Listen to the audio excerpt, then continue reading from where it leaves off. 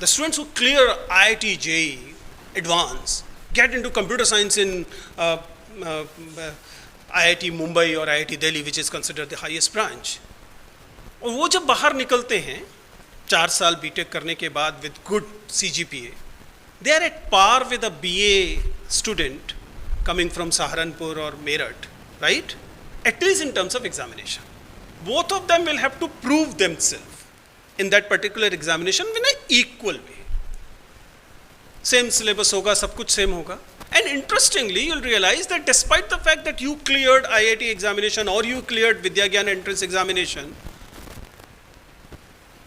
for you, that particular sample will be equally competitive. आपका competition उससे जरा सा भी कम नहीं हो सकता. Yes, the difference is in those 3 rings which you are carrying. आप अपनी पर्सनैलिटी में जो वैल्यूज कैरी कर रहे हैं वो आपके पास एडेड एडवांटेज है. It is like you have additional weapon और टूल विथ यू, बिकॉज आपको 5 बजे उठाया गया था योगा के लिए, ठीक है ना, जिसके लिए आप चिढ़ते रहे, लेकिन आपको 5 साल तक वो उठाया गया. इस वजह से आपके पास एक एडेड एडवांटेज है कि दूसरे बच्चे की तुलना में आपके लिए 5 बजे उठना आसान है, right?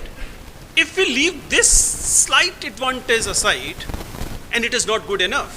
Why? Because again you will be appearing with a candidate 11 lakh selected candidates जिन्होंने रात दिन सपना ही लिया है. उनको बार बार ये गलत फहमी है कि बचपन से वो IAS बनना चाहते थे.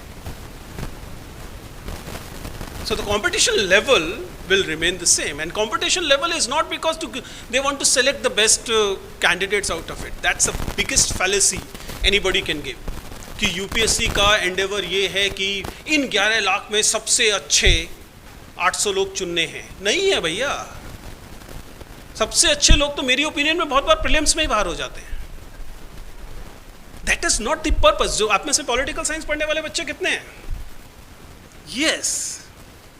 सो you need to understand the structure of UPSC is not like a corporate recruiting agency. No, it is not. It has a dual purpose. One obviously is कि देश चलाना है तो कुछ ऑफिसर चाहिए ही चाहिए, तो अच्छे ऑफिसर चुन लीजिए, अच्छी बात है. लेकिन उससे ज़्यादा बड़ा पर्पस क्या है? ये पर्पस है, फॉर एग्जाम्पल, आप लोगों का जब विद्या ज्ञान में सिलेक्शन हुआ तो आपके मोहल्ले पर इसका क्या प्रभाव पड़ा? याद कीजिए.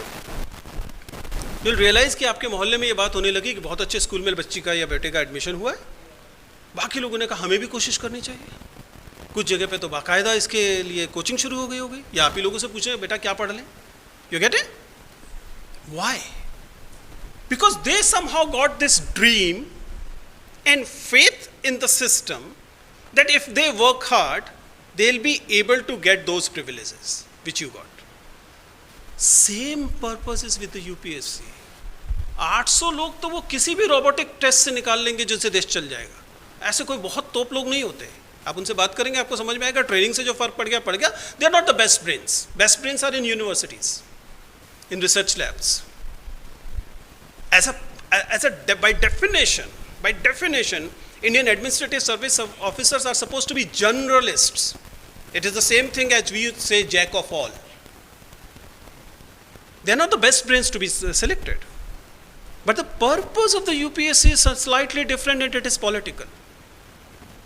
Purpose is that to continue a huge democracy like ours, we want that the youth of the country should have faith in the system. That there exists a path in the republic where if you or nobody work hard can become a collector someday. This faith is important to run the institution, to run the country. If this faith is gone today, what will happen? Just think, the youth will be, क्या होगा? सारा का सारा जो युवा वर्ग है वो निराशा से, क्रोध से भर जाएगा.